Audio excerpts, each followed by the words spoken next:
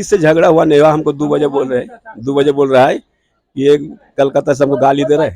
ये ঝগড়া করছিল और এখান থেকে কোনো প্রেমী আছে, তো আমাকে রাত্রে বললে কি দেখো না কাকু ঝগড়া করছে, ওকে বুঝাও। তোকে বুঝাইলাম, 2-4টা কথা বললাম, তারপরে এরা দুজন চলে গেল উঠে। বিহারে কাজে গিয়ে রহস্য মৃত্যু নবদ্বীপের এক নৃত্যশিল্পীর। খুনের অভিযোগে সরব পরিবার। রবিবার মৃতদেহ বাড়িতে আসলে কান্নায় ভেঙে পড়ে পরিবার। বিহারে কাজে গিয়ে নবদ্বীপের এক নৃত্যশিল্পীর মৃত্যু ঘিরে তীব্র চাঞ্চল্য ছড়ালো এলাকায়। মৃত ওই নৃত্যশিল্পীর নাম শিল্পী দেব, বয়স আনুমানিক 28 বছর। বাড়ি নবদ্বীপ শহরের তাঁতকাপড় হাটের সম্মুখে। মৃতা শিল্পীদের দিদি মঞ্জুরি দেবী জানান, গত 14 জুন বৃহস্পতিবার তাদের কাছে ফোন আসে তার বোনের মৃত্যু হয়েছে। কারণ হিসেবে তাদের জানানো হয় সে আত্মহত্যা করেছে। যদিও মৃতার পরিবারের দাবি শিল্পী দেকে খুন করা হয়েছে ও এর যথোপযুক্ত তদন্ত করে দোষীদের শাস্তিরও দাবি করে। পাশাপাশি মৃতার দিদি আরও জানায়, তারা স্থানীয় নবদ্বীপ থানায় অভিযোগ জানাতে গেলে সেখানে কোনো অভিযোগ নেয়নি, বরং তাদের বলা হয় ঘটনাটি যেখানে ঘটেছে সেখানে অভিযোগ জানাতে হবে। যদিও ঘটনাস্থলে স্থানীয় পুলিশ প্রশাসনের কাছে একটি অভিযোগ জানানো হয় বলেও সূত্রের খবর। পাশাপাশি শিল্পীদের পরিবারের খুনের অভিযোগ সম্পূর্ণ ভিত্তিহীন বলে, এটা আত্মহত্যা বলেই দাবি করেন শিল্পীর সহকর্মী নবদ্বীপ নিতাইনগর এলাকার বাসিন্দা সুস্মিতা দেবনাথ। পাশাপাশি তিনি আরও জানান, বিগত কয়েকদিন ধরেই শিল্পীর প্রেমিকের সাথে কোনো বিষয় নিয়ে অশান্তি চলছিল। তিনি জানান, শিল্পীর প্রেমিকের নাম শেখ SK তারিফের সঙ্গে তার বাড়ি হুগলির ব্যান্ডেলে। রবিবার সকালে শিল্পীর মরদেহ নবদ্বীপের বাড়িতে আসলে কান্নায় ভেঙে পড়ে পরিবারের সদস্যরা। পাশাপাশি এই রহস্য মৃত্যুর সঠিক তদন্তের দাবি তোলে মৃতের পরিবারের তরফ থেকে। যখন 8টা বাজে তখন আমরা সবাই মিলে, মানে সবাই ও আমি সবাই মিলে কালকে খাবার টাবার নিয়ে আমরা ছাদে যাই, যে ছাদে গিয়ে সবাই মিলে গল্প টল্প করি, খাওয়া দাওয়া ওখানে করি, ঠিক আছে। আর ওর যে বয়ফ্রেন্ড আছে, ওর বয়ফ্রেন্ডের সাথে কদিন ধরে ঝামেলা ছিল, প্রচণ্ড পরিমাণে ঝামেলা ছিল। আর বাড়ির লোকও জানতো ঝামেলা ছিল, ঠিক আছে। একটা মেয়ের সাথে ওর বয়ফ্রেন্ড মানে জড়িয়ে পড়েছিল। সেখান থেকে ওই সব সহ্য করতে পারতো না, বলতো যে আমি ওকে কী করে আনবো, এ করবো সে করবো বলতে বলতে ও সেদিনকে 14 তারিখ রাতে সেদিনকে একটু মদ খায়, নেশা করে ওর মানে বয়ফ্রেন্ডের জন্য, ঠিক আছে। নেশা করে, তারপরে রাত যখন 12:30 বাজে তখন নিচে আমাদের মালিক ওখানে বসে আছে, মালিকের পাশে গিয়ে বসে, বাইরে গেট একদম খুলে মালিকের পাশে গিয়ে বসে। মালিকের পাশে গিয়ে বসে মালিককে বলে ওর বয়ফ্রেন্ডের কথা, যে ওকে আমার কাছে ফিরিয়ে দাও, আমার সাথে কথা বলাও। মালিক তখন বলেছে যে তুমি ফোন করো, আমি ওর সাথে কথা বলবো, যদি আমার কথা শোনে আমি নিশ্চয়ই রাখবো, ঠিক আছে।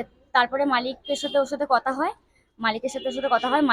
মালিক ওকে বলে, ওই ছেলেটা মালিককে বলে যে ওর সাথে আমি কথা বলতে পারবো না, আমি ওর থেকে 1 মাস টাইম নিয়েছি, যতদিন 1 মাস না হবে আমি ওর সাথে কোনো কথা বলতে পারবো না, আমি আমার নির্দোষ প্রমাণটা করতে পারবো না, ঠিক আছে। আর ওই ছেলেটার বাড়ি লিচু বাগান, ব্যান্ডেল।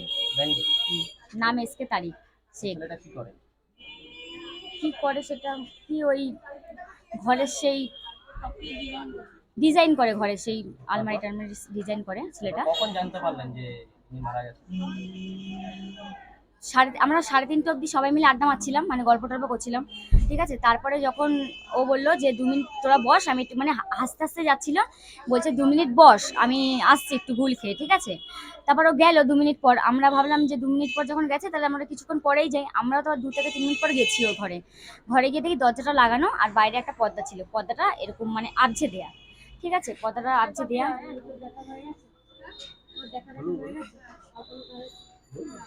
পর্দাটা আবঝে দেয়া। তারপরে দরজাটা আমরা সবাই মিলে ভাঙার চেষ্টা করি, প্রথমে ভাঙার চেষ্টা করি, আমরা ভাবছিলাম হয়তো ঘুমিয়ে টুমিয়ে আছে, দরজাটা ধাক্কা মারার পরে খোলে না, আলগা করে দরজাটা আমরা হাবজা করে দেখছি একটা অদ্ভুতভাবে দাঁড়িয়ে আছে। যখন ভাবলাম হয়তো কিছু হয়েছে, তখন দরজাটা আমরা ভাঙার চেষ্টা করি, সবাই রুমে যত ছেড়ে পেরেছি, ভেঙে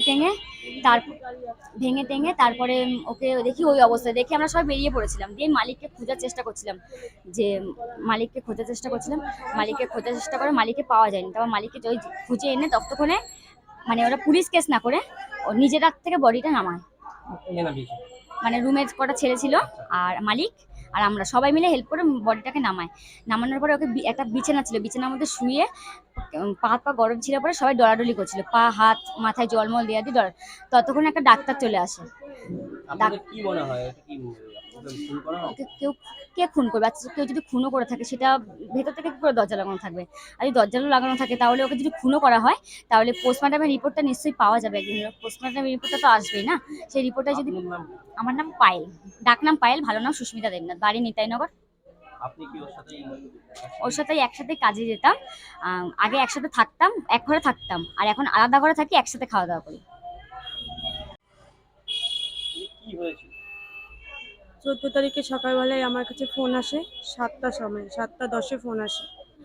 আমাকে ওই মেয়েটি বলল যে মেয়েটি ফোনটা লাগিয়ে তার মালিককে লাগিয়ে দিল। মালিক ফোন করে আমাকে বলল, মঞ্জু তোমার বোন আর বেঁচে নেই।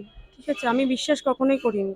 তো তারপরে ওই মেয়েটাকে আমি জিজ্ঞাসা করলাম, মেয়েটা বলল দিদি তোমার বোন আর বেঁচে নেই। তারপরে আমি ভিডিও কল করলাম সঙ্গে সঙ্গে।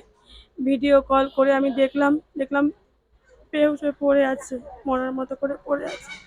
কোথায় গিয়েছিল আপনারা? বিহার, সিবান কি কাজে?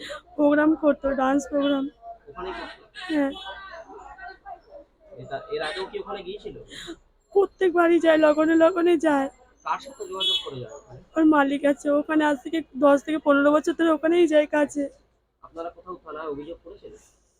এখানে কোনো থানায় তো নেয়নি, যেহেতু বাইরের কেস, বাইরের থানাতেই নবদ্বীপ পুলিশ। থানায় কোনো অভিযোগ নেয়নি? না। বিহারের থানায় অভিযোগ করেছেন? হ্যাঁ, বিহারের থানায়। আমার নাম মঞ্জুরি, আপনি কে? আমি ওর মেজদি। আপনারা এখন কি চাইছেন? আমি শাস্তি চাইছি। আমার বোনকে, আমরা হিসাব করছি আমার বোনকে কেউ মার্ডার করেছে, ওইরকম ওটা সুসাইডের দাগ নয়। রিপোর্টারও তাই বয়স কত? 22 বছর। पड़ा हुआ नहीं हुआ, हमको 2 बजे बोल रहे हैं, 2 बजे बोल रहा है कि ये कलकत्ता से हमको गाली दे रहा है। फिर से बोलिए। হ্যাঁ, কে ঝগড়া করছিল ওর এখান থেকে কোনো ওর প্রেমী আছে, তো আমাকে রাত্রে বললে কি দেখো না কাকু ঝগড়া করছে, ওকে বুঝাও। তোকে বুঝাইলাম, 2-4টা কথা বললাম, তারপরে এরা দুজন চলে গেল উঠে। এই দুটোই কথা আমি জানি খালি। कब देखा आपने इस लड़की को इस साल में? हाँ, इस लड़की को कब देखा इस साल में? कब देखा? সকালে, সকালে। সকালে হ্যাঁ। ই আমাকে ডাকলে কি কাকু দৌড়াইছ, ফাঁসি লাগিয়ে দিয়েছে। তো গেলাম আমি। আপনার নাম? জুলহাস, আপনার বাড়ি? বাড়ি হলো ঝাড়খণ্ড। জি। Desk report, express Kolkata.